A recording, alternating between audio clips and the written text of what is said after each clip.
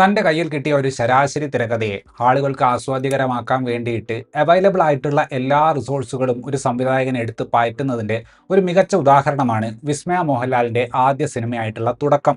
ഈ സിനിമയുടെ സെൻസർ സർട്ടിഫിക്കറ്റിലുള്ള പേര് തുടക്കം എന്നല്ല, വിസ്മയ മോഹൻലാൽസ് തുടക്കം എന്നാണ്. ഈ സിനിമ മുന്നോട്ട് വയ്ക്കുന്ന ഒരു രാഷ്ട്രീയവും അതിൻ്റെ ഒരു ഇമോഷണൽ മെച്യൂരിറ്റി എല്ലാം നോക്കിക്കഴിഞ്ഞാൽ പലപ്പോഴും ഫേസ്ബുക്കിൽ പല പ്രശ്നങ്ങളെക്കുറിച്ചും ജൂഡ് ആന്റണി ജോസഫ് പ്രതികരിക്കുന്നതിന് സമാനമായിട്ടുള്ള രീതിയിലുള്ളതാണ്. അത്തരത്തിൽ അദ്ദേഹം ഇടുന്ന പോസ്റ്റുകൾ ഒരു ഗ്യാലറിയുടെ കയ്യടി നേടുന്നതിന് പ്രാപ്തമായിട്ടുള്ളതാണ്. ആ ഒരു ക്വാളിറ്റി എവിടെയൊക്കെയോ തുടക്കം എന്ന സിനിമയ്ക്ക് ഉള്ളതുകൊണ്ട് തെറ്റുകുറ്റങ്ങളും സ്ഥിരം പരിപാടികളും പലതും ഉണ്ടെങ്കിലും എവിടെയൊക്കെയോ കണ്ടിരിക്കാവുന്ന ഒരു സിനിമ എന്ന ലെവലിലേക്ക് എത്താൻ തുടക്കം എന്ന പടത്തിന് സാധിക്കുന്നുണ്ട്. മീനുവാണ് നമ്മുടെ കേന്ദ്ര കഥാപാത്രം. പുള്ളിക്കാരിയുടെ അച്ഛൻ വില്ലേജ് ഓഫീസറാണ്. അവർ ഒരു വാടക വീട്ടിലാണ് താമസിക്കുന്നത്. അമ്മ മരണപ്പെട്ടുപോയ മീനുവിന്റെ പ്രധാന കൂട്ട് മെസ്സി എന്നൊരു ഡോഗാണ്. അങ്ങനെ മുന്നോട്ട് പോകുന്ന ജീവിതത്തിൽ ഒരു ദിവസം ഒരു പരീക്ഷ കഴിഞ്ഞ് വീട്ടിലേക്ക് വരുമ്പോൾ അപ്രതീക്ഷിതമായ പലതും മീനുവിന്റെ ജീവിതത്തിൽ സംഭവിക്കും. ആ ഒരു ദിവസം നടക്കുന്ന പല കാര്യങ്ങളും മീനുവിന്റെ ഭാവി ജീവിതത്തെ ഏതൊക്കെ രീതിയിലാണ് ബാധിക്കുന്നത് എന്നാണ് നമ്മൾ ഈ സിനിമയിൽ കാണുന്നത്.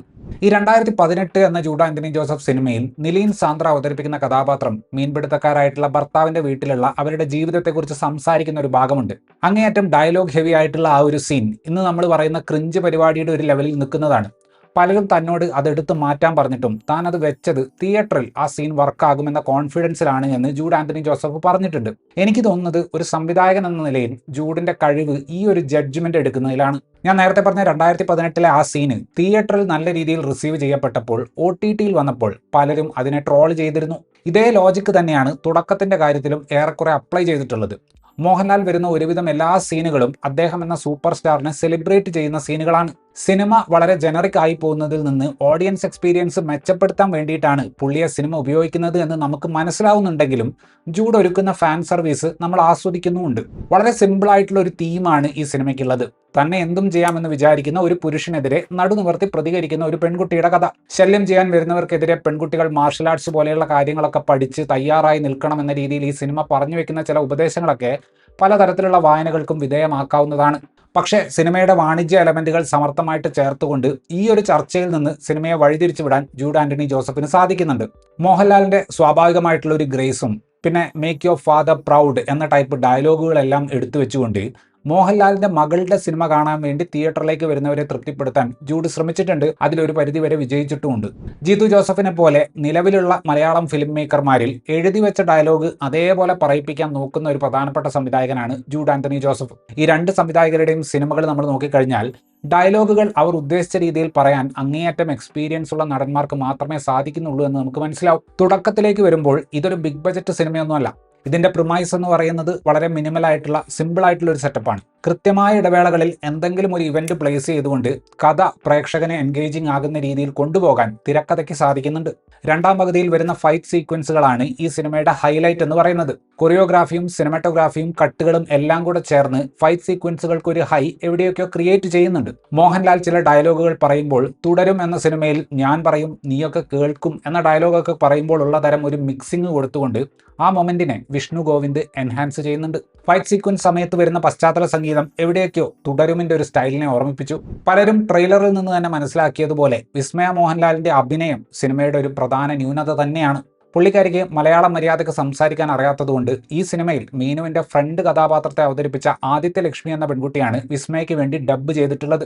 സീനിന്റെ ഒരു സീരിയസ്നെസ്സും ഫൺ മൂഡും അനുസരിച്ച് വേണ്ട മോഡുലേഷൻ ഡബ്ബിങ്ങിൽ കൊടുത്തിട്ടുണ്ടെങ്കിലും വിസ്മയയുടെ എക്സ്പ്രഷനുമായിട്ട് ഡബ്ബിങ്ങിന് ഒരു സിങ്ക് കിട്ടുന്നില്ല. ഒന്നെങ്കിൽ വേണ്ടതിനും കൂടുതലാവും, അല്ലെങ്കിൽ ഒട്ടും ഉണ്ടാവില്ല എന്നൊരു ലെവലിലാണ് വിസ്മയുടെ എക്സ്പ്രഷനുകൾ ഈ സിനിമയിലുള്ളത്. ഒരു 10 സെക്കൻഡ് വിസ്മയുടെ മുഖം മാത്രം കാണിക്കുന്ന തരത്തിൽ ഒരു സീന് പോലും ഈ സിനിമയിലില്ല. പടത്തിന്റെ എഡിറ്റിങ്ങും ബ്ലോക്കിങ്ങും എല്ലാം പുള്ളിക്കാരിയുടെ പെർഫോമൻസിനെ സേവ് ചെയ്യാൻ വേണ്ടി നോക്കുകയാണ്. അല്പമെങ്കിലും പോസിറ്റീവായിട്ടുള്ള ഒരു ഇംപ്രഷൻ ഉണ്ടാക്കാൻ വിസ്മയ്ക്ക് സാധിക്കുന്നത് രണ്ടാം പകുതിയിൽ വരുന്ന ആക്ഷൻ രംഗങ്ങളിലാണ്. മുവത്തായി എന്നൊരു മാർഷൽ ആർട്ട് പുള്ളിക്കാരി പഠിച്ചിട്ടുണ്ട് എന്നൊരു ഇന്റർവ്യൂവിൽ പറഞ്ഞത് കേട്ടിരുന്നു. അതിന്റെ ഒരു ഗുണം ഈ സീക്വൻസുകളിൽ കാണാൻ സാധിക്കും. പക്ഷെ അവിടെയും സ്വാഗർ എന്ന് പറയുന്ന സംഗതി മിസ്സിംഗ് ആണ്. സായ്കുമാറാണ് മീനുവിന്റെ അച്ഛൻ കഥാപാത്രത്തെ അവതരിപ്പിച്ചിട്ടുള്ളത്. ആ ക്യാരക്ടർ അനുഭവിക്കുന്ന ആങ്സൈറ്റിയൊക്കെ പുള്ളി നല്ല രീതിയിൽ സ്ക്രീനിൽ അവതരിപ്പിച്ചു. ആന്റണി പെരുമ്പാവൂരിന്റെ മകനായിട്ടുള്ള ആശിഷ് ജോ ആന്റണിയാണ് ഇതിലെ വില്ലനായിട്ട് വരുന്നത്. ഒരുപക്ഷെ ഈ സിനിമയിൽ ഒട്ടും എഫേർട്ട് എടുക്കാതെ എഴുതി ഉണ്ടാക്കിയിട്ടുള്ള കഥാപാത്രം ആശിഷ് അവതരിപ്പിക്കുന്ന ക്യാരക്ടറാണ്. ഈ കഥാപാത്രത്തിന്റെ സൈലൻസ് ഒരു ഘട്ടം കഴിയുമ്പോൾ സ്വല്പം കോമഡി ആയിട്ട് മാറുന്നുണ്ട്. മീനുവിനെയും കുടുംബത്തെയും പിന്തുണയ്ക്കുന്ന പോലീസ് കഥാപാത്രത്തെ മനോജ് കെ ജയൻ അവതരിപ്പിച്ചിട്ടുണ്ട്. ജിബിൻ ഗോപിനാഥിന് ലഭിച്ചിട്ടുള്ള പോലീസ് കഥാപാത്രം കുറച്ചധികം കാരിക്കേച്ചർ സ്വഭാവമുള്ളതായിരുന്നു.